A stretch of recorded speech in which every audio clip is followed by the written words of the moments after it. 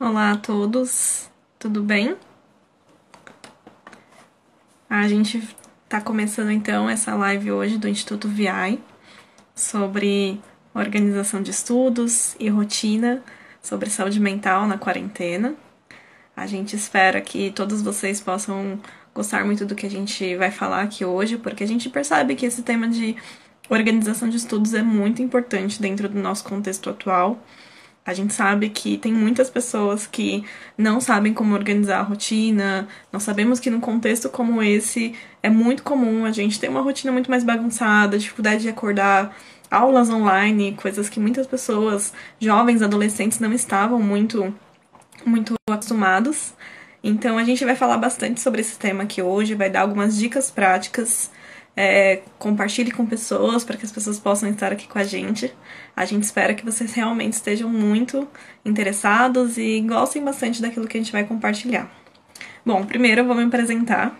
Eu sou a Nanda, sou psicóloga, sou orientadora profissional e também trabalho com ensino de habilidades de estudo em um cursinho pré-vestibular da Rede Ângulo de Ensino.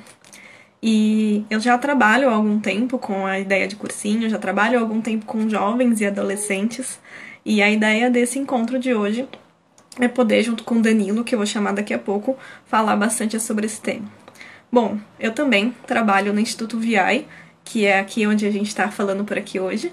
E o Instituto VI é uma organização, é uma plataforma que trabalha com escolhas profissionais, principalmente, mas a gente trabalha principalmente com jovens que estão no momento de escolha, a gente trabalha com estudos também, porque é uma parte muito importante dentro de todo esse processo. A gente tem produzido vários materiais sobre esse assunto, mas eu vou falar deles mais para o final. E nesse momento eu quero convidar aqui o Danilo para participar aqui com a gente. A gente vai deixar mais para frente o chat aberto para vocês também fazerem perguntas e comentarem aqui com a gente.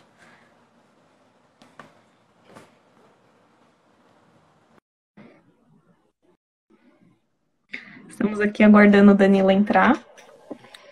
Olá, pessoal. Tudo bem? Dá para me ouvir bem? Estão me ouvindo direitinho?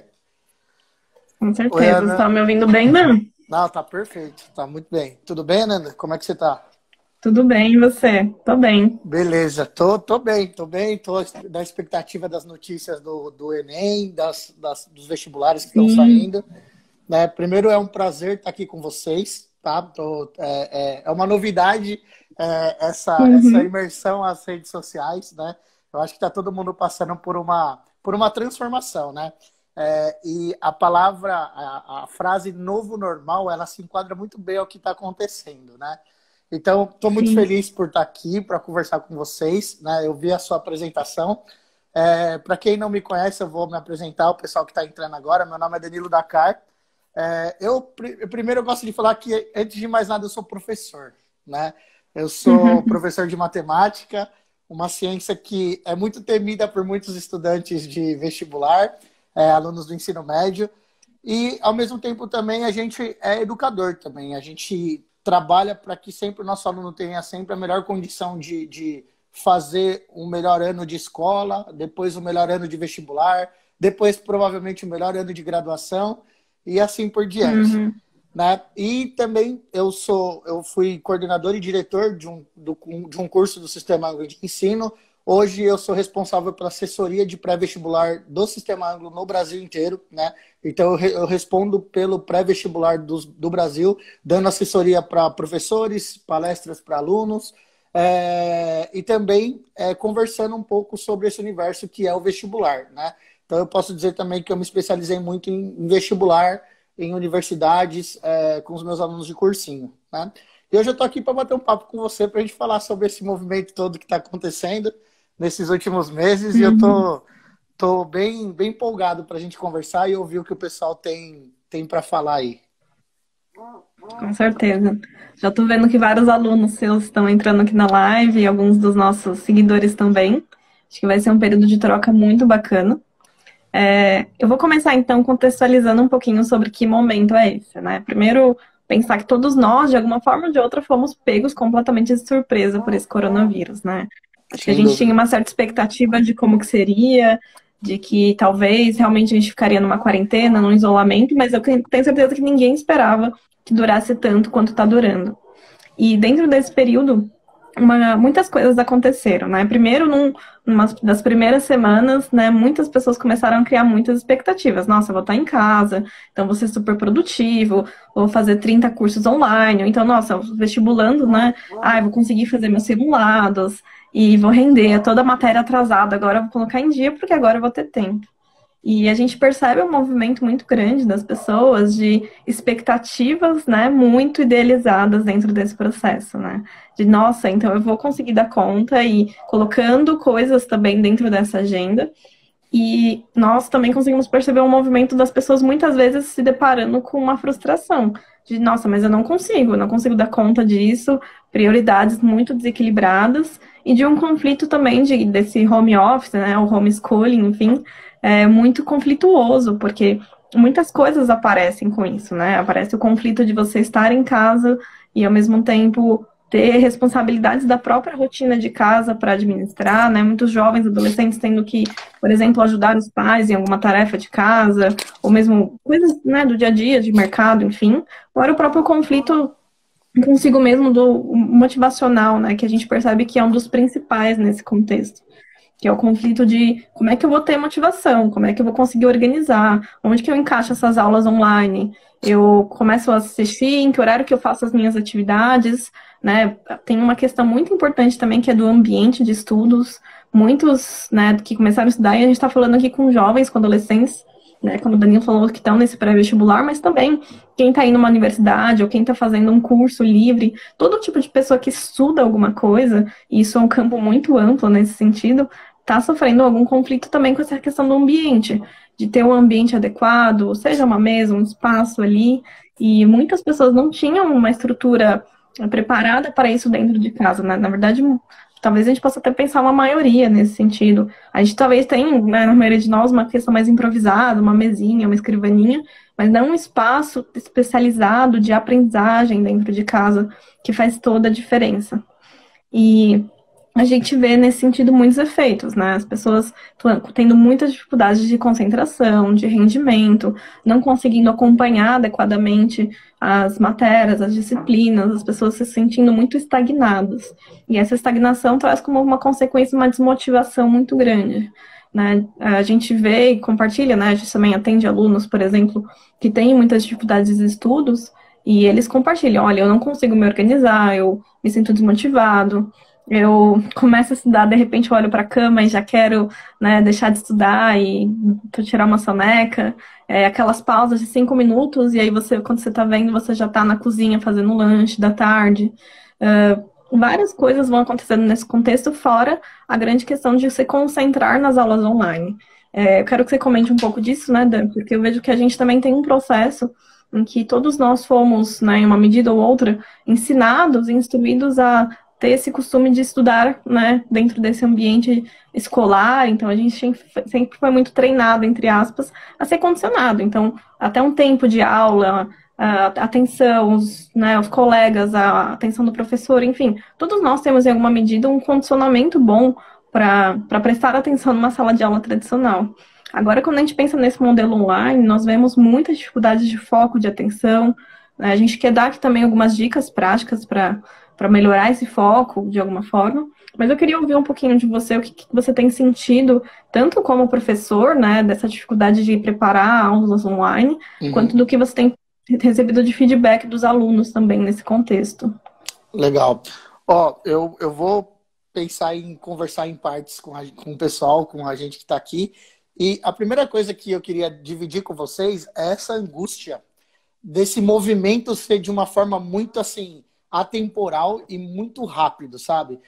Por quê? Porque assim, a primeira coisa, a gente já havia ao longo desses últimos anos discutindo um modelo diferente de educação, pensando numa base comum nacional curricular que está sendo implementada no ensino básico brasileiro. Isso é bem legal, porque o ensino da BNCC, ele já alimenta a ideia do estudo online, da questão de você ter uma cultura digital um pouco mais apurada, você dividir esse ambiente de forma mais razoável dentro da escola. Porque eu sempre digo que, assim, o aluno ele aprende muita coisa do universo digital fora da escola. E a escola não se apropria disso, gerando um pequeno abismo que a gente entendeu agora, que realmente esse abismo acontece, né?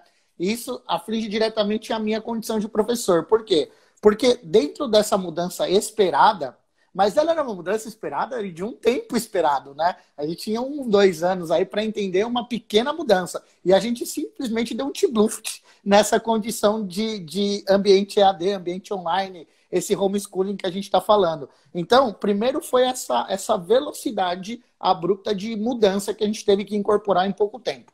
Tá? Mas isso foi uma condição totalmente adversa de uma realidade que a gente vive. A pandemia, o coronavírus é novo para todo mundo. E aí a gente entra na questão dessa preocupação intrínseca que a gente tem, que é relativo à frustração, à desmotivação e tudo mais.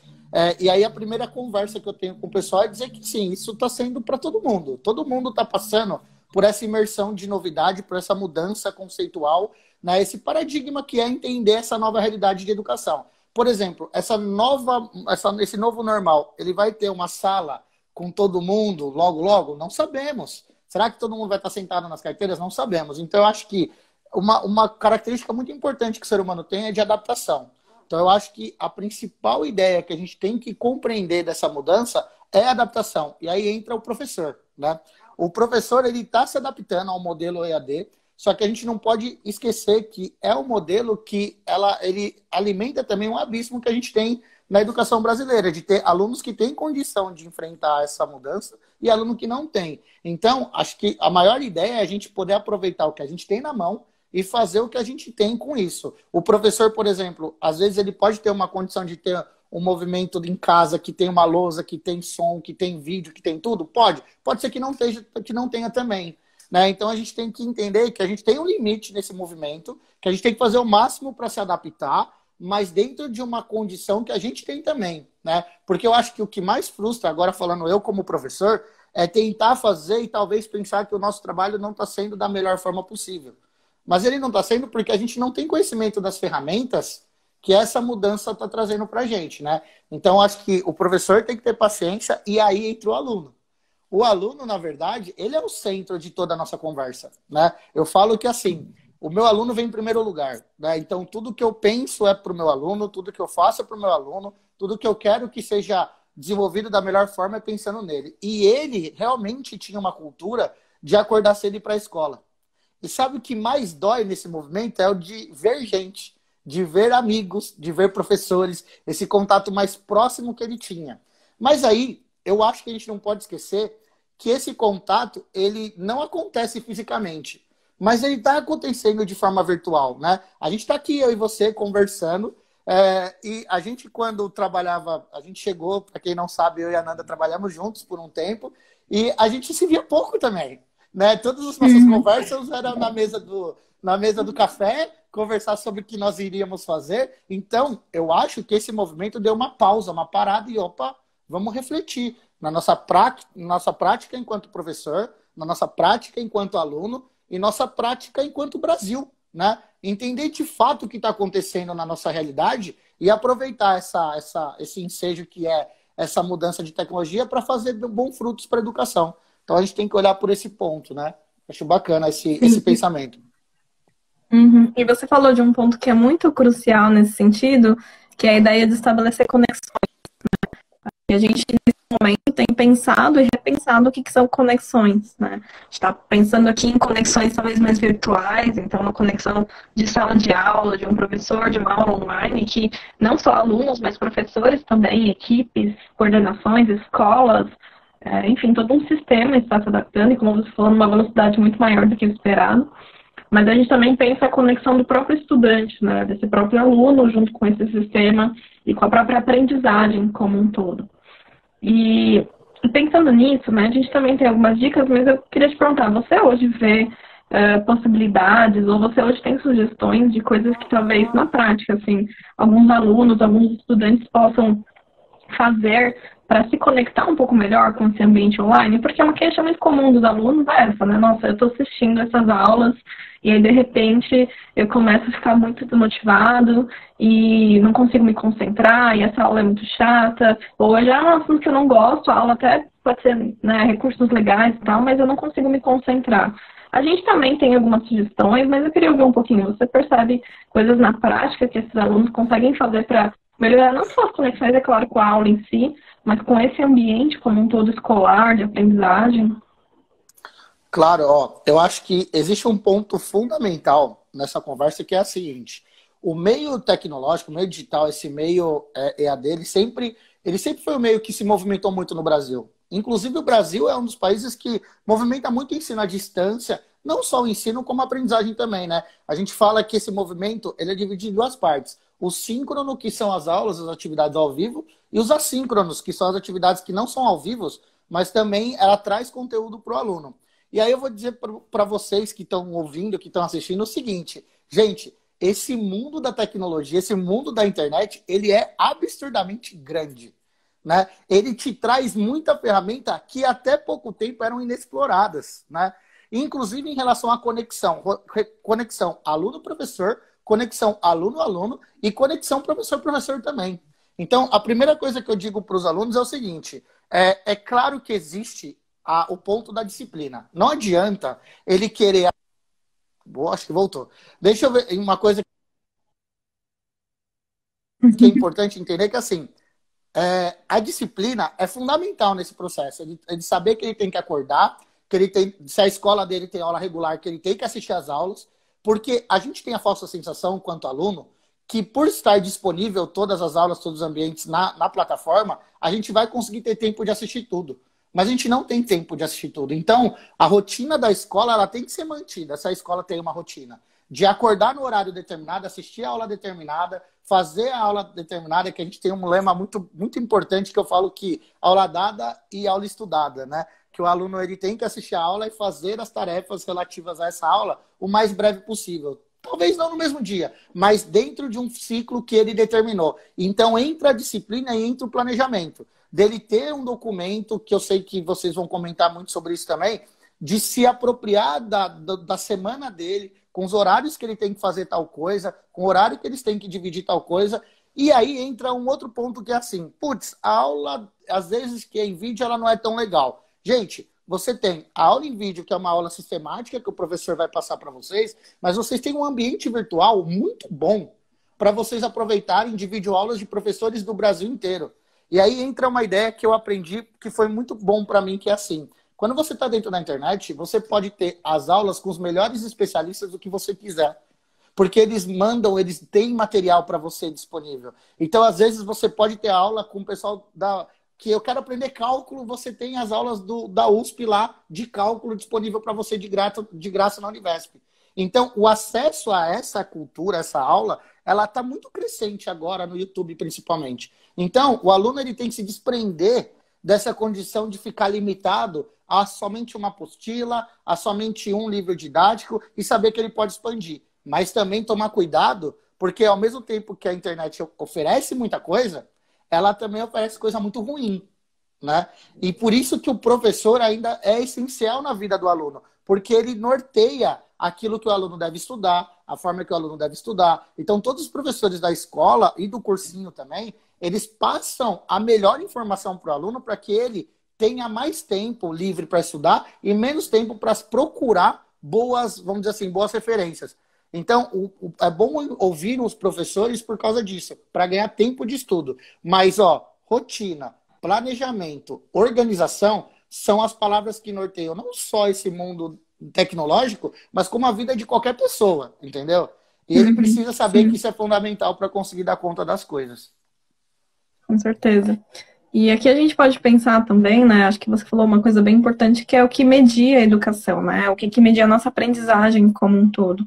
E quando a gente pensa nisso, a gente pensa novamente em conexões, né? Então, conexões que os alunos conseguem fazer com o professor, com aquela plataforma, com uma videoaula, com um outro aluno, essas conexões elas são importantíssimas para a aprendizagem. Uma das grandes questões que a gente tem visto, né, de muitos alunos que não conseguem ficar motivados ou não conseguem se engajar em aulas é por entenderem que aquilo é só mais uma gravação, né? Por entenderem que aquilo é só mais um vídeo e eu preciso assistir. Eles não se conectam de fato com aquele assunto.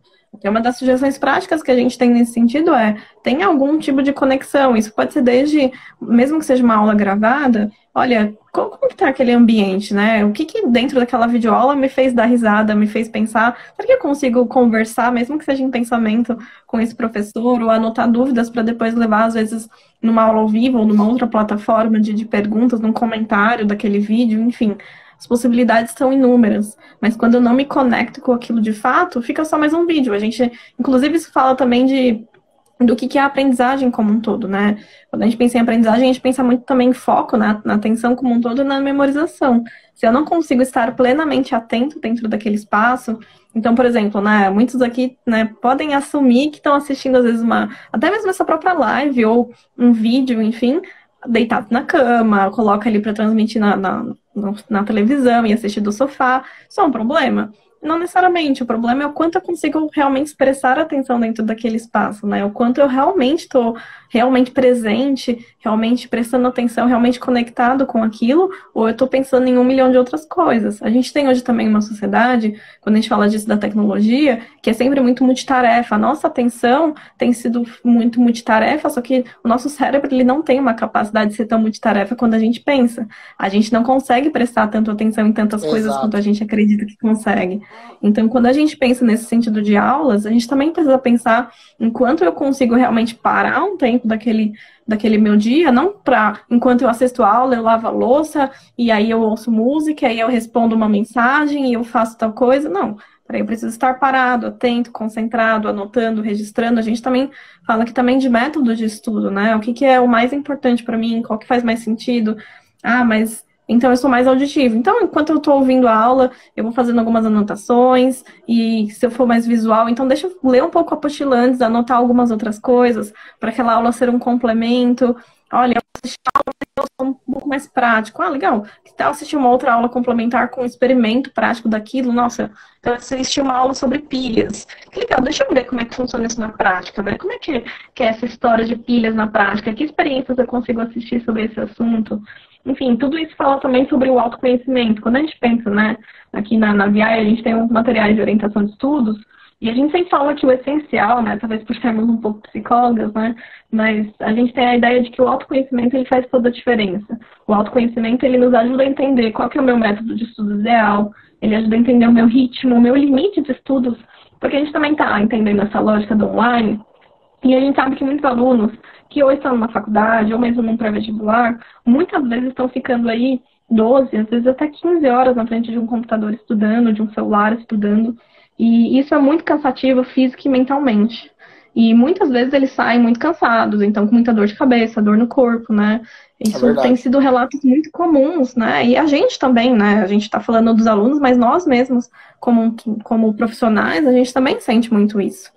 Então, a gente também tem que pensar aqui em como formas de entender também os nossos limites pessoais. Acho que a organização de uma rotina, de uma agenda, criar um hábito de estudo, porque a gente está falando não só de criar, mas de recriar, né? Acho que uma das grandes frustrações dentro desse processo da quarentena é que muitos já tinham uma rotina de estudos. Ah, então eu acordo, vou para o meu trabalho e depois eu vou para o cursinho, ou para a minha faculdade, ou então acordo de manhã, vou para uma escola, enfim. A maioria já tinha uma certa rotina minimamente organizada. Hoje a gente se depara com uma reorganização e uma reconstrução de hábitos. A grande Uhum. chave não é simplesmente pegar o hábito que eu tinha e vou encaixar agora nessa rotina digital que eu tenho, de quarentena, de casa. Não, a gente precisa reconstruir esses hábitos como um todo. Reconstruir as práticas, reconstruir as ideias, reconstruir os métodos. Isso exige, você falou da adaptação, eu acho que isso exige mais do que adaptação, mais criatividade também, né, como um todo. E quando a gente fala de criatividade, não é simplesmente na ideia de, nossa, então você precisa explorar. Não, a gente precisa explorar novas formas de aprendizagem, novas formas de ser também, de conhecer. Sem E dúvida. pensando nisso, você quer comentar alguma coisa? Eu acho que foi um ponto tocante que você falou, foi a questão de você entender que a aula em si, ela tem um papel muito, muito fundamental nesse processo todo de você construir essa nova visão de estudo, esse novo modelo, né? Eu sempre falo que existe sempre a pré-aula, a aula e a pós-aula, né? E você tem que estar preparado para as três condições. A pré-aula é preparar um ambiente de estudo, pegar a caneta, desde você pegar o papel e organizar tudo. A aula, que é, aí vem ao fato de você focar no objeto que você tá querendo absorver alguma coisa, que é a aula em si, e aí é legal você tomar cuidado com distrações. Eu acho que a gente em casa, quando a gente está em quarentena, a gente se distrai por qualquer coisa. Você tem uma televisão, você tem um computador, você tem um amigo, você tem um irmãozinho, você tem um monte de gente, você tem seu cachorro, você tem vários, a comida principalmente para mim, que é muito importante. Você Aí o que eu acho bacana? Eu acho que o aluno ele tem que entender que quando ele está na aula, ele está na aula. E aí, claro, existem métodos diferentes. Você estudar, fazendo anotação, como você falou, ou N coisas. Mas ali é o momento que você está despejando para a aula, né? Às vezes eu estou brincando em aula, até pergunto o número tal. Aí a pessoa demora um pouco para resolver. Eu sei que ele não está tão focado na aula ao vivo e tal. E isso é uma coisa que o aluno tem que entender que é importante para ele. Focar naquilo que ele está fazendo naquele momento, né? O presente precioso é fundamental no processo de aprendizado, né? E a interação, ela é mais do que importante, mesmo que seja gravada. Eu vou dar um exemplo que é o meu caso. E às vezes eu estava brincando com meus alunos, teve uma aula de 40 minutos que eu demorei 5 horas para preparar. Né? Eu fiquei 5 horas montando uma apresentação, fazendo a aula, a gravação, e eu pensava exatamente nele, no que ele queria ouvir, no que ele precisava ouvir. Então, o professor, mesmo distante com a aula síncrona, ele está em contato com o que ele lembra do aluno e da necessidade dele. Né? Então, o aluno tem que entender que ele não está desamparado, mesmo que seja à distância. O professor ele está ao lado dele, pensando no seu melhor. Entendeu? Sim. E quando a gente pensa nisso de distração, a gente também começa a entender o que, que tem mantido o nosso foco nesses dias, né? E como eu falei, a gente tem uma atenção tanto multitarefa que é tão difícil muitas vezes se conectar com uma coisa só. E principalmente em casa, né? Como você falou, a gente tem tantas distrações.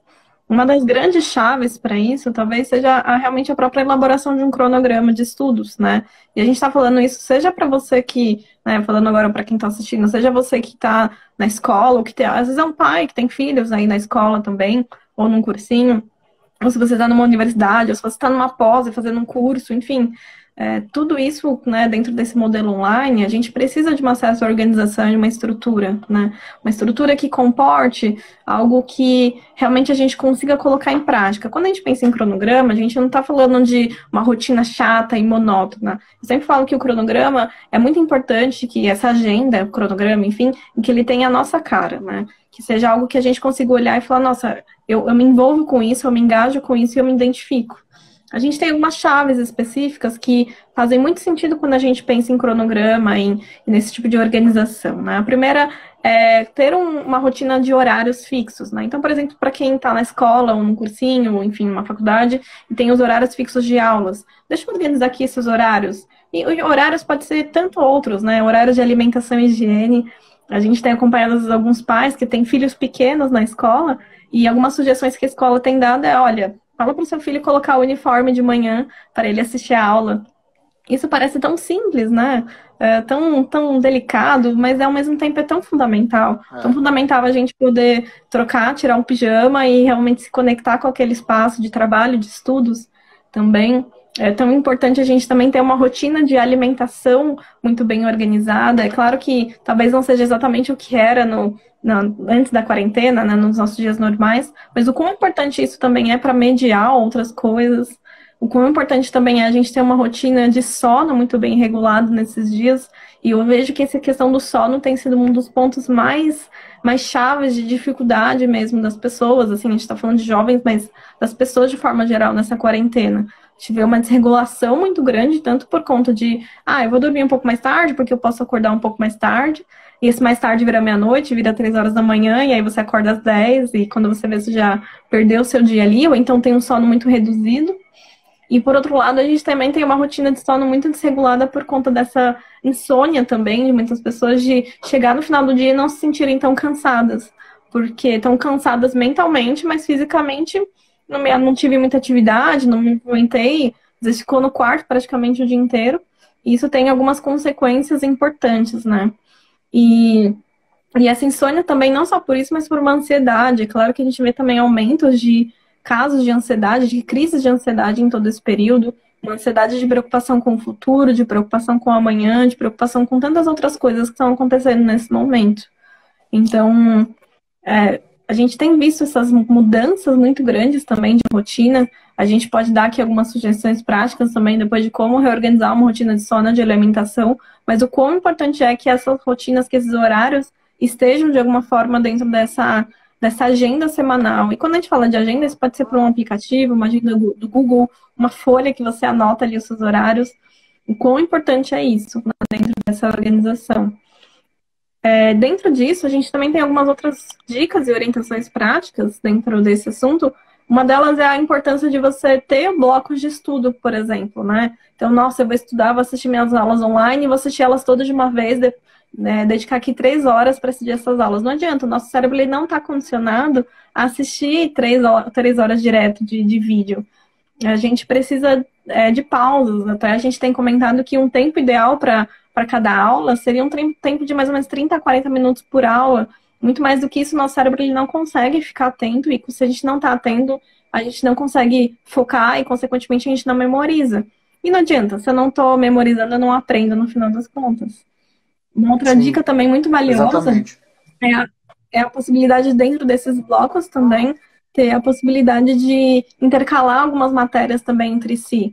Então, por exemplo, para quem está na escola ou num cursinho, enfim, se você tem muitas matérias de humanas, evitar pegar, hoje eu vou estudar humanas, porque eu estou com dificuldade, estou com matéria atrasada, vou ficar 3 horas estudando humanas, né? Isso também não é muito ideal. O ideal é focar um pouquinho mais em intercalar matérias. Então, vou começar estudando humanas, aí depois eu vou para uma outra de exatas, aí eu pego alguma de biologia e vai intercalando Sim, entre si. Esse intercalar, ele ajuda muito a estimular o nosso cérebro com diferentes conhecimentos e, consequentemente, a aprimorar a nossa aprendizagem. São algumas dicas muito funcionais.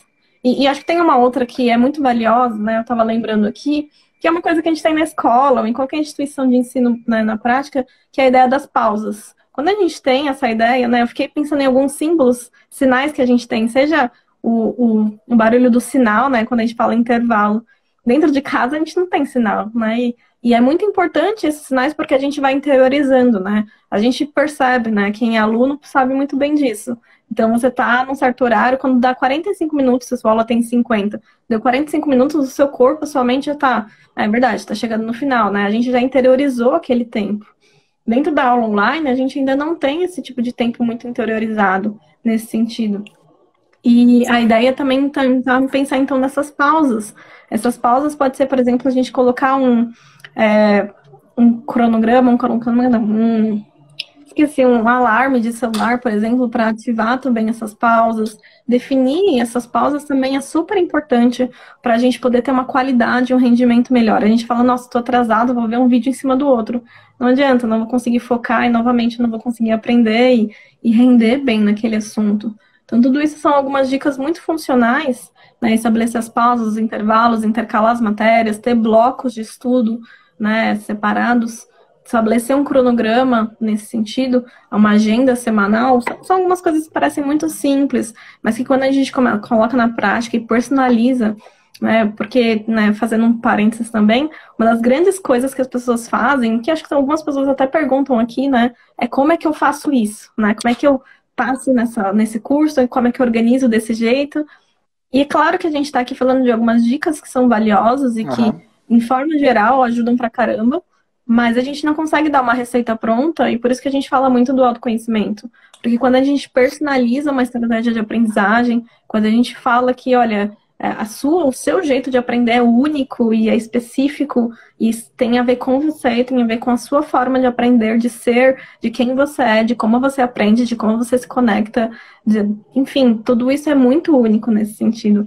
E isso faz toda a diferença. Então, se eu não me conheço, se eu não sei, por exemplo, quais são as minhas dificuldades, minhas criptonitas, entre aspas, na minha aprendizagem, não adianta, eu vou acabar querendo seguir uma receita pronta. E isso vai fazer com que eu me perca ao longo do tempo ali na minha rotina.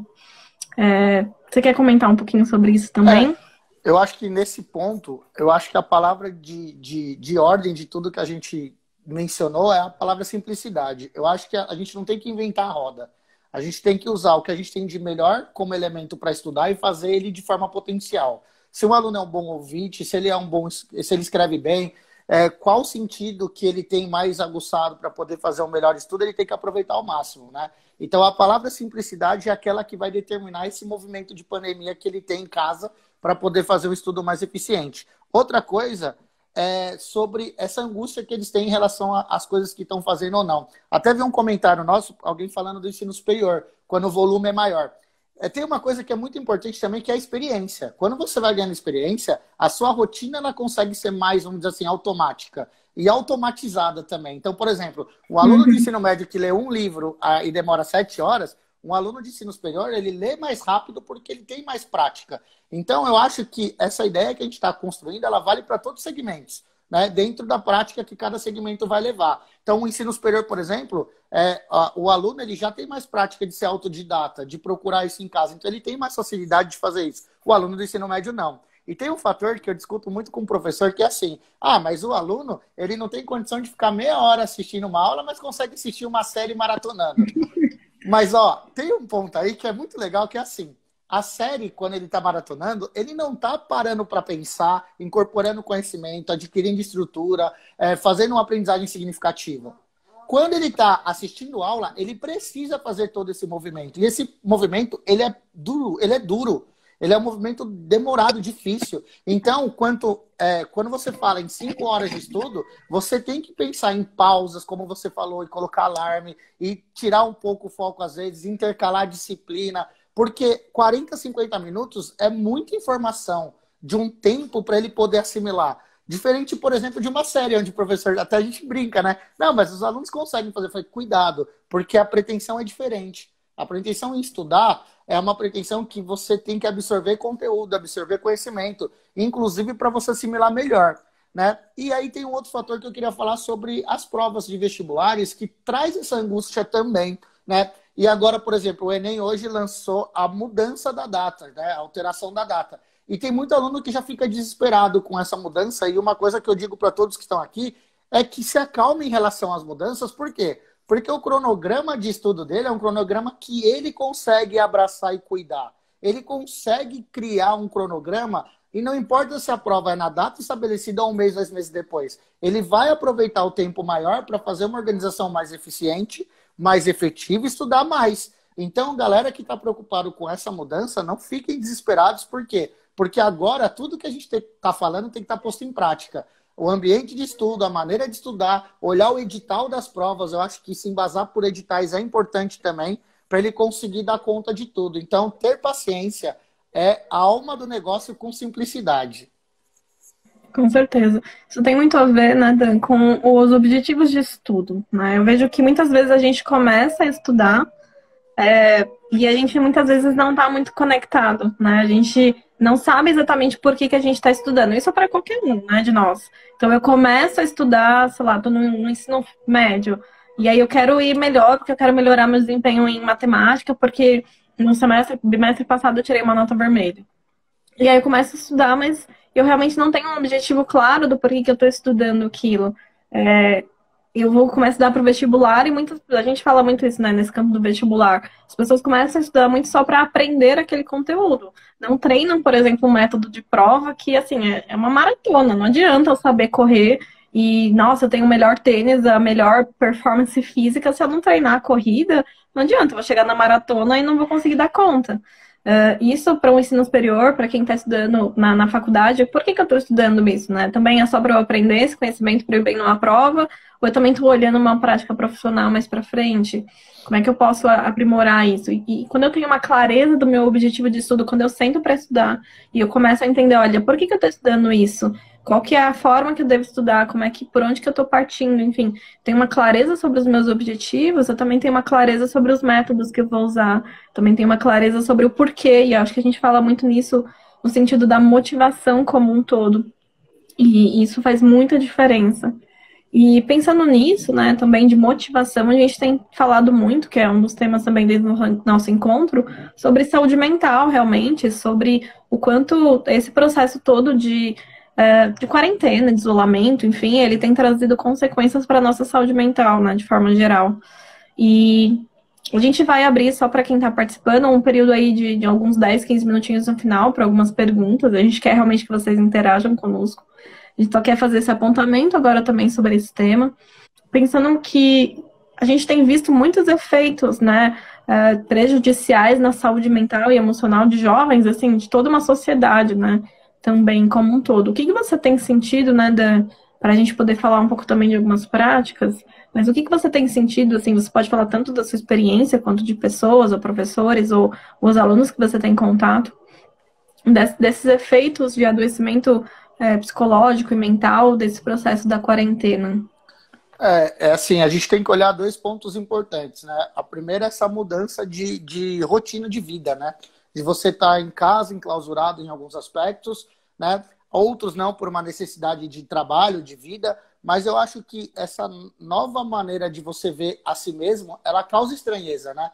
Porque, por exemplo, eu vejo mães e pais que ficavam com o filho na escola, hoje passando com o filho o dia inteiro, se desesperando, porque não tinha aquele movimento na casa, na vida deles, né? Então, primeiro, a angústia, eu vejo que a gente está num movimento muito angustiante, né? Angústia é a palavra que define muito como nossos alunos, ou até mesmo nós, estamos nos sentindo. Porque tem muita gente que quer sair, muita gente quer se movimentar, muita gente quer ver os amigos. A gente sabe que é um movimento de preservação agora, né? Então, essa angústia, na verdade, gente, ela tem que virar uma autorreflexão. Uma forma de você encarar a sua nova maneira de pensar sobre a vida, sobre esse movimento todo que está acontecendo. Mas tem um outro aspecto que também, que é que tem muita gente que está se adaptando e se encontrando nesse novo ambiente, né? Eu mesmo, eu vou dizer para você com total tranquilidade que esse movimento de estar em casa, ele me beneficiou muito. Eu estou adorando essa nova descoberta do meu lar, de estar aqui, de preparar minhas coisas aqui, né? Eu tenho mais trabalho em preparar a aula, mas ao mesmo tempo eu sinto que minha casa, ela virou meu lar de fato. Antigamente eu vinha para dormir, e agora... Então, eu acho que também as coisas estão se ressignificando, né? E isso é muito legal, inclusive para o próprio aluno. O aluno está se ressignificando. E aí, entrando no que você falou na questão de descoberta, de entendimento, de saúde mental mesmo, tem uma coisa nesse processo, e aí mais especificamente para os vestibulandos, que é o aluno se entender enquanto aluno e como ele está hoje dentro da carreira que ele quer. Se ele está realmente numa posição de aprovação ou não, se ele está distante. E é legal ele ter essa compreensão para saber se essa luta vai persistir um pouco mais, né? E o planejamento será um planejamento em longo prazo, para que ele saiba qual a demanda que vai aparecer no meio do caminho. Porque às vezes a gente tem a falsa ilusão, ou a ilusão, na verdade, de que tudo é muito fácil de acontecer. Ou a outra ilusão de que tudo é muito difícil. E, na verdade, existe um meio termo aí que tem que estar muito claro na cabeça do aluno, que é possível se ele tiver o planejamento certo, né? Então, eu acho que esse movimento todo, ele ressignificou muitas pessoas e uma nova maneira de você encarar o convívio e, como você falou, a conexão entre a gente. Com certeza. É um momento que muitas pessoas ficam angustiadas. A gente pode pensar aqui em vários fatores de atenção, realmente. Seja a própria angústia com a saúde das pessoas, né? Querendo ou não, todos nós estamos preocupados de uma forma ou de outra com a saúde de amigos, de familiares, né? De um avô, enfim, né? De tantas pessoas dentro desse processo. Acho que a gente começa a falar que tudo isso se torna muito mais preocupante quando essa doença também toma nomes, né? Então não é só tantos mil mortos ou quantas pessoas estão hospitalizadas, mas, ó, meu vizinho, né? Olha, meu tio, enfim, essas coisas vão angustiando também, preocupando a gente. Fora uma preocupação, né, para quem estuda ou trabalha, por exemplo, né, para quem já está no ensino superior, e começa a pensar, olha, eu escolhi esse curso, e aí a gente está no meio de uma quarentena, e eu não sei se eu vou ter, né, vaga no mercado de trabalho depois quando eu me formar, por exemplo.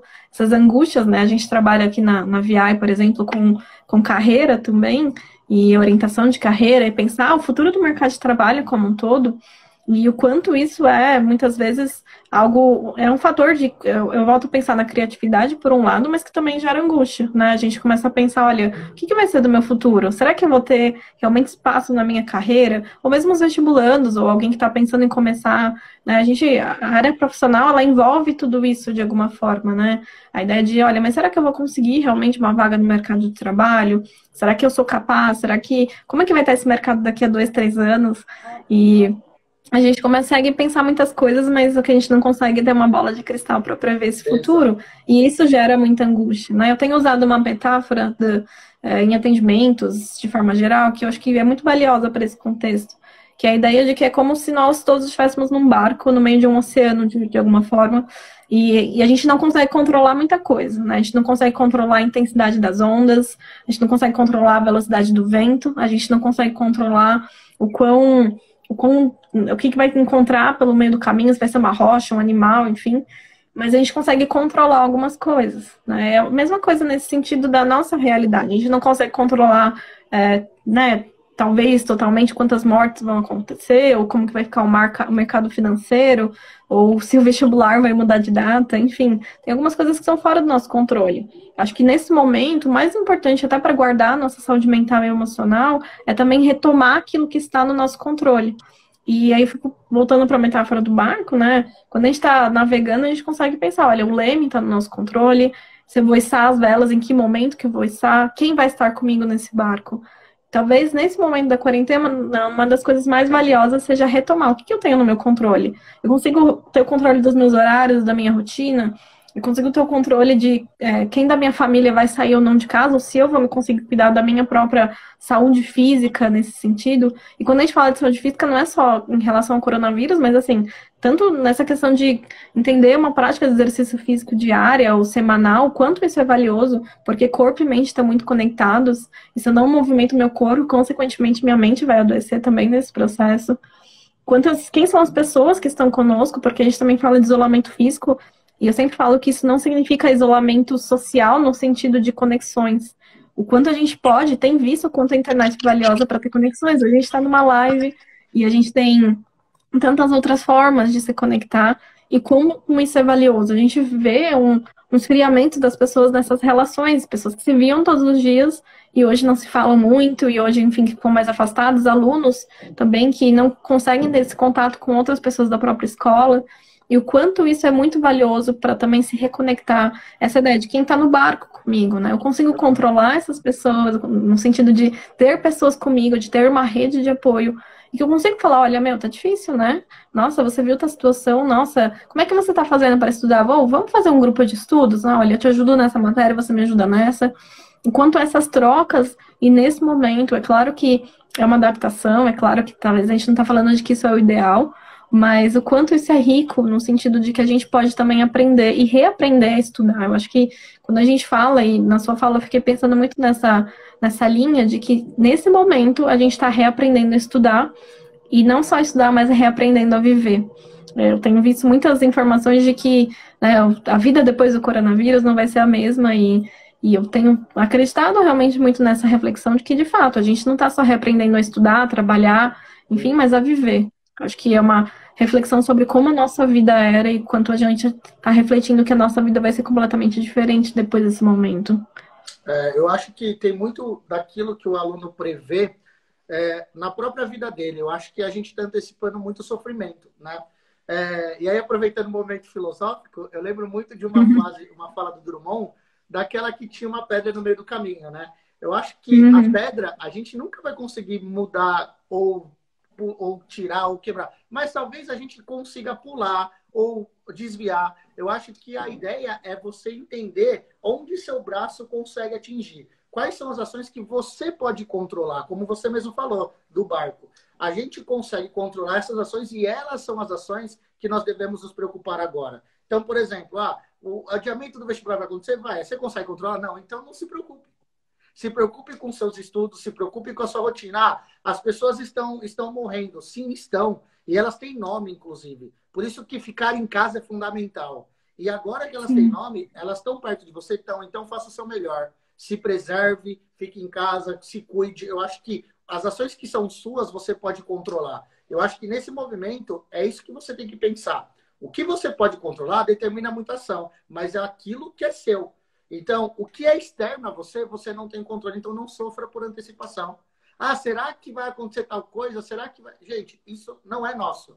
A gente não consegue lidar com isso. A gente não consegue lidar com o adiamento de uma prova. A gente consegue lidar com o nosso estudo, com a nossa maneira de lidar com os amigos, da nossa maneira de enfrentar o mundo. Eu acho que o ponto é, O que você consegue galgar por si só é fundamental para você entender o mundo e conseguir lidar com ele melhor sem tanta angústia. Vai ter angústia? Claro que vai. Quem somos nós se não for seres angustiantes? Isso é parte da nossa essência. Mas a gente é angustiante, mas a gente é criativo, como você falou. Eu acho que é saber lidar com esse jogo, sabe?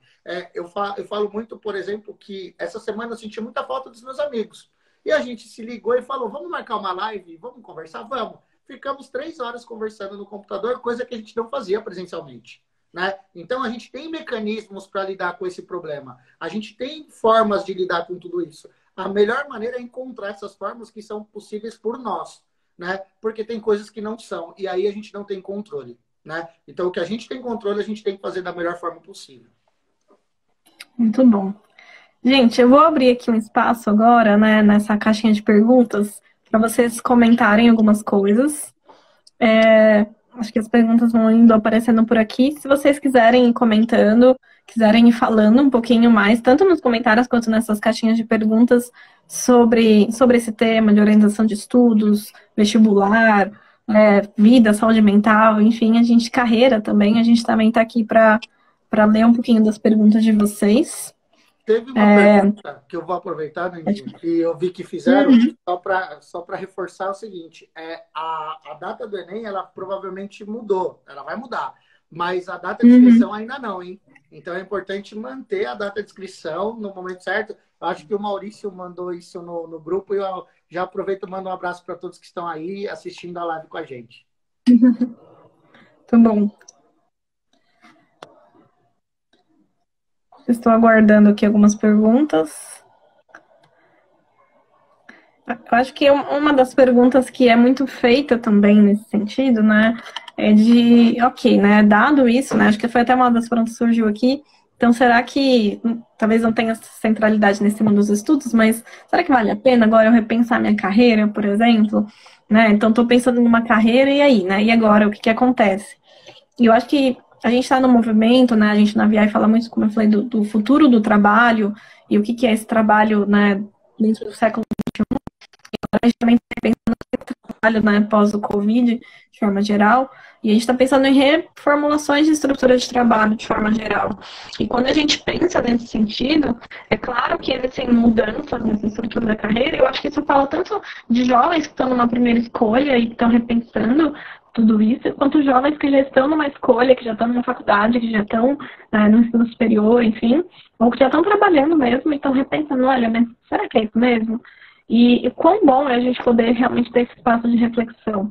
Sempre que a gente fala da escolha, uma das maiores crises é as escolhas que são muito idealizadas, né? Então eu acho que é isso desde que eu tenho 5 anos de idade, eu tenho convicção e eu nunca me questionei sobre esse assunto. O quanto as escolhas mudam, porque o quanto a gente muda. E o quanto a gente tem algumas tendências de mercado, por exemplo, de que as pessoas, de forma geral, né, a partir desse momento, não só do coronavírus, mas assim, do século XXI como um todo, tem uma tendência de ter entre 3 e 4, 3 e 5 carreiras ao longo de toda a vida. Então você começa sendo uma coisa, depois você se torna outra, depois você faz um outro curso, que era um hobby, e aí você fala, nossa, mas eu quero fazer isso profissionalmente. E o quão maravilhoso é a gente poder se redescobrir ao longo da vida. Acho que a gente tinha uma lógica antigamente de ter essa ideia de que eu começo a trabalhar, faço uma faculdade e aí eu trabalho por isso, né, anos da minha vida, né? Aquela ideia de que se você tiver, né, mais do que 2 registros na sua carteira de trabalho, isso era vergonhoso para os nossos pais, avós, né? Hoje em dia, se você só tem 2 na sua carteira de trabalho, e se você tem carteira de trabalho, né, porque o quanto esse CLT também já mudou, isso é estranho, isso é um pouco diferente. Então, quão interessante é a gente poder pensar nessas mudanças e o quanto a carreira ela é flexível, o quanto as escolhas elas são únicas, mas elas não são eternas, elas não são para sempre, e o quanto elas são muito transitórias, dependendo da gente, dependendo dos momentos em que a gente vive, dependendo do mercado, o quanto carreiras novas vão surgir e já estão surgindo nesse novo contexto, e por isso que a gente fala da criatividade. Porque quando a gente fala de uma carreira, a gente não está falando simplesmente, olha, então eu escolhi fazer matemática. Ok, o que era a matemática há 20 anos, o que é a matemática hoje, o quanto um professor, um profissional na área de matemática pode se reinventar em cada uma dessas áreas, e o quanto essas áreas vão se reinventando como um todo. Isso é muito fundamental, isso é muito rico da gente refletir, de tirar esse peso de qualquer um que seja numa primeira escolha, seja alguém que já está atuando, de pensar essa escolha para sempre, o que, que eu vou fazer com isso e como é que eu vou continuar nesse processo. Essa escolha muda porque a gente muda também. Sim. A palavra para sempre é uma palavra muito forte para essa geração, né? Ela tem outro significado que até a minha geração tinha. E nesse sentido de para sempre, a carreira ela leva o mesmo viés. Um exemplo claro é a mudança conceitual que as carreiras têm ao longo da história, né? E a universidade como um todo. Um exemplo claro é assim, há muito tempo atrás a universidade era status social, era uma mudança de vida, era um conceito de vida. Hoje, para muitos jovens, a universidade é uma ferramenta de trabalho. Na verdade, é um suporte importante para aquilo que ele vai fazer na vida, né? Então, o conceito de faculdade, de universidade, ele mudou também dentro desse panorama das habilidades do século XXI. Mas também é legal entender que agora, inclusive nessa pandemia, é importante o aluno compreender que ele tem mais base, mais tempo e mais recurso para buscar o que está acontecendo com as profissões que eles querem, né? E eu acho que é legal essa pesquisa, porque eu até brinco, né? Qual a referência que o adolescente tem hoje na escolha de uma profissão? Ou ele quer fazer o que o pai quer que ele faça, ou ele quer ir contra o pai e fazer uma coisa totalmente diferente. E também tem às vezes que o aluno, eu assisti House, amei o programa e quero ser médico, porque eu assisti House. Grey's Anatomy. Exato. A referência deles são referências frágeis, né? E o legal, eu acho que de tudo isso é começar a buscar referências mais sólidas. Seja com pessoas que já estão no mercado de trabalho, inclusive na quarentena. Você tem um monte de grupos de Instagram, de Facebook, que conversam sobre diversas coisas. Então, essa ampliação de olhar para o aluno é fundamental. Eu acho bacana essa conversa com profissionais, com amigos, com editais, com tudo que está acontecendo aí no dia a dia. Com certeza. Gente, só para dar um aviso, a gente vai continuar aqui conversando, mas esse tempo de live do Instagram, ele tem um tempo de 1 hora. Então, provavelmente a gente vai fechar aqui e abrir um outro link daqui a pouquinho, tá bom? Porque a gente começou às 4, provavelmente agora às 5 horas ele vai fechar e a gente reabre um novo link só para vocês estarem com a gente. Ó, Só quero responder algumas questões aqui que apareceram também. A primeira era essa da Rafaela, né? Que ela perguntou um pouquinho se os estudantes deveriam investir em novos cursos ou em novas áreas, né? Eu acho que mais do que a gente poder pensar novamente, como a gente falou, no curso como um todo, a ideia é a gente poder pensar, então, peraí, quais são as habilidades também que o século XXI tem me exigido? Né? Hoje a gente fala, por exemplo, das habilidades socioemocionais, isso está tanto na Base Nacional Comum Curricular, né, na BNCC, dentro das escolas como um todo, quanto no mercado de trabalho. O que, que é isso, né? Como é que eu consigo me engajar socialmente para além de um diploma que eu tenho, para além de uma aprendizagem técnica que eu tenho? Eu tô pensando assim, um engenheiro civil. Ok, ele tem uma aprendizagem técnica ali para pensar na elaboração do prédio, ok. Mas o que mais ele precisa, né? Ele precisa também de uma habilidade no sentido de, por exemplo, se conectar com as pessoas, se conectar com uma equipe de trabalho, ele precisa de um relacionamento interpessoal, de uma comunicação assertiva, ele precisa também de uma habilidade de poder, às vezes, fazer uma boa apresentação de um trabalho. Enfim, são tantas habilidades da própria tecnologia como um todo que hoje a gente tem visto cada vez mais que realmente não tem como da gente fugir desse ambiente tecnológico. Então, quanto a essas habilidades, a gente pode explorar muito para além de um espaço formal do curso ou do diploma que eu tenho. Né? Quando a gente pensa também nessas habilidades, né, nessas competências do século XXI, a gente também está falando o quanto a nossa formação ela vai muito para além de um curso, de uma formação. E claro que a gente tem tendências, né? Por exemplo, toda essa área tecnológica ela é uma tendência. Mas ela é uma tendência, sei lá, a gente está falando de uma equipe de psicologia que hoje trabalha com orientação profissional e carreira e estudos online, por exemplo. A gente está falando de você enquanto professor de matemática que tem vídeos e um canal do YouTube, enfim. O quanto isso é legal, sabe? O quanto a gente também consegue ir para outros lugares, pensar de outras formas que a gente também não pensava antes, né? A tecnologia não se resume a fazer um curso de TI, de engenharia de computação e trabalhar com isso, né? Isso vai para todas as áreas e eu acho que isso é o mais rico. O quanto as áreas estão se reinventando como um todo, né? Profissões estão se reinventando a cada minuto, estão surgindo e se reinventando a cada minuto. E eu vejo isso que é uma das questões mais ricas também. legal. A Ju me perguntou se a gente acha que as notas de corte dos vestibulares vão diminuir pela tendência das questões serem mais interpretativas do que conteudistas. Bom, aí a conversa é assim, ela pode ser ampla, mas eu vou dizer para você uma coisa, Ju. Na verdade, a gente não tem ideia do que vai acontecer com nota de corte. Independente da questão ser interpretativa ou não, a gente não tem ideia. Porque a nota de corte, ela leva fatores como o aluno que vai prestar, o nível da prova em si. Se você for pensar no Enem, no Enem isso não vai acontecer porque tem a questão da teoria de resposta ao item, que aí não importa se a questão é fácil, média, difícil, em termos de conteúdo ou interpretação, ela envolve outras relações de competência. Então, eu já vou dizer que o Enem, isso está furado. O Enem tem uma outra maneira de abordar as notas. Pronto. Voltamos. A queda. Uhum. Então, deixa o pessoal ir entrando. Mas tem uma coisa que a gente pode dividir que envolve o vestibular, que é assim. É muito bacana como a gente enxerga a prova pensando em nota de corte, né? Mas eu acho que o mais importante que pensar em nota é pensar na sua competência de fazer o melhor de si na sua prova, sabe? Então, assim, eu já vou dar uma dica para todo mundo que está aqui em relação ao vestibular, que é o seguinte. Qualquer pessoa que diz que nota vai aumentar e nota vai diminuir, está mentindo. A não ser que essas pessoas tenham o dado da prova. Se ele tiver as informações, você pode prever. O Enem, você tem mais facilidade de entender isso, porque se você tiver toda a base da teoria de resposta ao item, você consegue compreender melhor o que vai acontecer com a prova, tá? Então, o Enem, a questão ser mais interpretativa ou menos interpretativa não é tão relevante para a nota final. Agora, para a FUVEST, para a Unicamp, ela é até por conta da acessibilidade do aluno em relação ao conteúdo. Mas que também a gente não consegue saber porque a gente não sabe que aluno vai estar fazendo a prova.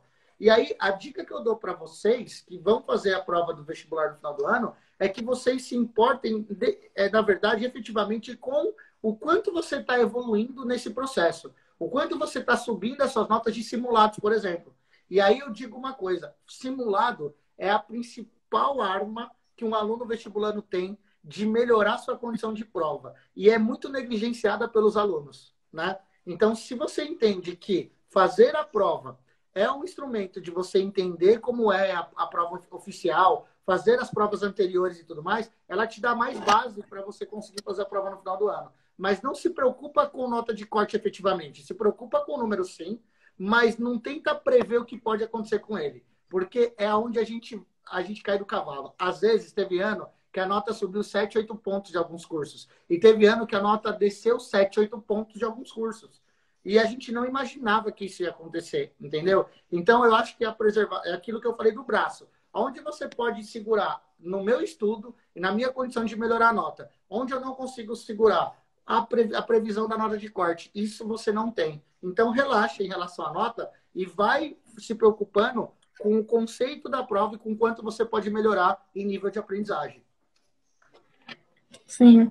E quando a gente também pensa nisso, né, em aprendizagem como um todo, né, a gente também está pensando em formas e em estruturas, né? Muitas vezes acho que uma das coisas que a gente está discutindo muito aqui é o quanto a gente também tinha uma estrutura muito fechada do que era aprendizagem, né? Então eu saio, vou para a escola, assisto minha aula, faço minha atividade, volto para casa, enfim, uma estrutura muito fechada. E uma coisa que eu tenho discutido muito com os alunos hoje é o quanto a gente consegue hoje, através da internet, seja da videoaula que você já tem na sua escola, no seu cursinho, na sua faculdade, mas se conectar com outras coisas, com outras experiências do Brasil e do mundo inteiro, né? Eu dei o exemplo da pilha, assim, né? Mas, sei lá, eu fico pensando em quantas coisas nesse sentido. Então, eu estou estudando uma coisa de eletromagnética. Que bacana, eu consigo me conectar com uma experiência prática que alguém fez num vídeo sobre ímãs e que tem todo o princípio daquilo que eu estudei na minha sala de aula e aqui nessa ideia da eletromagnética, né? O quanto isso é fundamental, o quanto isso é valioso para também a gente se conectar com outras formas do que é aprendizagem, do que é realmente aprender e ser também nesse sentido. Eu acho que isso tem feito toda a diferença nesse contexto também. Nesse sentido, né, eu acho que a gente só quer ouvir um pouquinho mais algumas perguntas que possam ter, algumas pessoas que possam ter mais perguntas. De forma geral, a gente também queria aproveitar esses minutinhos, né, acho que queria também ouvir um pouquinho, para também falar um pouco sobre os serviços que a gente, enquanto Instituto VI, oferece para as pessoas, e falar um pouquinho sobre quais vão ser também os resultados dessa live como um todo, e coisas que a gente vai estar oferecendo para os jovens ou para as pessoas que quiserem participar. A gente tem três, mas dentre várias ferramentas, a gente chama uma instituição especializada em orientação profissional, em escolha profissional, tanto escolha, primeira escolha, quanto escolhas de carreira, processos como um todo. E, de forma geral, a gente também tem atuado muito nesse campo da orientação de estudos, da organização de rotina de estudos. Atualmente, a gente tem um curso online nesse sentido, mas, para além disso, a gente tem duas ferramentas muito valiosas. A primeira, a gente está disponibilizando, né, aqui no perfil do Instituto VI, vocês podem acessar, tem um linkzinho, e tem lá alguns materiais que são e-books de estudos. Vocês podem acessar lá, e tem vários e-books gratuitos, assim, gente, sobre muitos temas. Tem e-book sobre memorização, tem e-book sobre hábitos de estudo, tem e-book sobre rotina, sobre como estudar na quarentena, e a gente tem lá algumas dicas práticas de coisas que vocês podem colocar em dia. Então, procurem, divulguem também. É gratuito, gente. Então, que é gratuito, eu acredito que a gente tem que divulgar e compartilhar. E, para além disso, a gente também está criando um grupo no Telegram para compartilhar também algumas dessas experiências. A gente sempre, semanalmente, tem alguns posts no nosso blog ou também no Instagram, enfim, de técnicas, de estratégias, de dicas de estudo de forma geral, gratuitas também, e que a gente quer compartilhar porque a gente entende que é importante enriquecer esse movimento como um todo. A gente oferece atendimentos especializados de ensino de habilidades de estudo, né? Assim como a gente oferece de atendimento de orientação profissional. Mas a gente tem todos esses materiais também disponíveis para que vocês possam conhecer o nosso trabalho e se apropriar e também discutir. O que a gente mais deseja não é necessariamente vender algo, mas é co-construir. A gente quer ouvir vocês, ouvir dicas, ouvir sugestões, ouvir ideias e também construir isso junto com jovens, adolescentes, adultos de todo o Brasil, que podem realmente construir essa ideia do que é a aprendizagem como um todo nesse momento. E eu sei que o Dan também tem um canal agora no YouTube, né, Dan? Se você quiser falar um pouquinho. Eu montei um canal que tem o meu nome mesmo, é Danilo Dakar. E, na verdade, a minha ideia nesse canal não é só falar de matemática propriamente dita, né? Como você tem muitos vídeos na internet que já tem aula, né, em si de matemática, a minha proposta do canal é trabalhar a matemática com orientações de filmes, de livros, algumas discussões sobre educação, algo que foge do escopo de aula pragmática, com tema e tudo mais. Então, é uma forma de você estar conectado às informações do dia a dia para você entender como a matemática está presente na sua vida, né? Então, é bacana porque toda semana eu tenho um roteiro de livros e de filmes, inclusive para quem está na quarentena, para poder dar uma assistida, para poder dar uma lida e também passar esse tempo de uma forma melhor. Então, eu digo que nesse meu canal eu sou curador de algumas informações para passar para os alunos da melhor forma possível, tá? E também legal, que nem hoje, às 6 horas, sai que eu vou falar sobre um problema matemático clássico, e eu conto a história desse problema e vou resolver com os alunos. A semana passada eu falei sobre matemática financeira, dando ideias de livros, de filmes. Eu acho que é uma maneira de vocês também estar um pouco mais vivo nesse canal. O nome do meu canal é o meu próprio nome, alguém me perguntou, é Danilo Dakar, tá? Então, só procurar Danilo Dakar. Lá tem 2 canais. Um é só de videoaulas, porque como eu estou dando aula na escola, inclusive é até bom dividir com vocês. Eu estou produzindo meu material de aula e eu estou dividindo com o público em geral. Eu não estou deixando só restrito para os meus alunos, tá? Porque eu sei que tem aluno que não tem condição financeira de assistir um curso e tudo mais. Eu estou montando um curso e estou disponibilizando para o Brasil inteiro de forma gratuita. E o outro canal é o meu canal oficial, que eu trabalho esses assuntos transdisciplinares e interdisciplinares. Tá bom? Muito bom. A gente também tem o nosso canal no YouTube e a gente tem nesse canal um painel que chama Painel de Profissões, né? A gente está construindo, né, ainda nesse processo, mas a gente tem vários vídeos de vários profissionais que mandaram algumas mensagens para a gente, falando um pouquinho também sobre a própria rotina de trabalho, sobre como que foi a escolha, sobre como que é o ambiente de trabalho, sobre como que são os retornos, como que é o mercado dessa profissão. Tem alguns contatos também dessas pessoas, porque tem muito jovem que fala, putz, eu quero fazer tal curso, mas eu não sei como que é a realidade de fato, né? Como é que quem conhece alguém de oceanografia, por exemplo, né? É muito difícil, às vezes, a gente ter contato com algumas dessas pessoas, então o que a gente quer também é estabelecer conexões, que acho que é uma palavra muito rica pra gente, como a gente falou bastante, Então, tem vários contatos de pessoas nesse canal do YouTube do Instituto VI, que é o painel de profissões também. Então, vocês também podem entrar e acessar e receber essas informações. Aqui a gente disponibiliza vários materiais também de acesso gratuito e fora os nossos atendimentos como um todo. E a gente fica à disposição também. Eu não sei se você quer comentar mais alguma coisa ou se tem mais perguntas aí também para a gente nesse processo. Na verdade, assim, eu quero agradecer o convite, vocês terem me chamado para conversar. E para mim, assim, gente, isso aqui é mais que prazer poder dividir com vocês esse universo que é tanto a minha profissão quanto essa nossa angústia de estar enfrentando um movimento tão difícil que é essa quarentena, essa pandemia. Eu queria ressaltar a importância que a gente se preservar, né?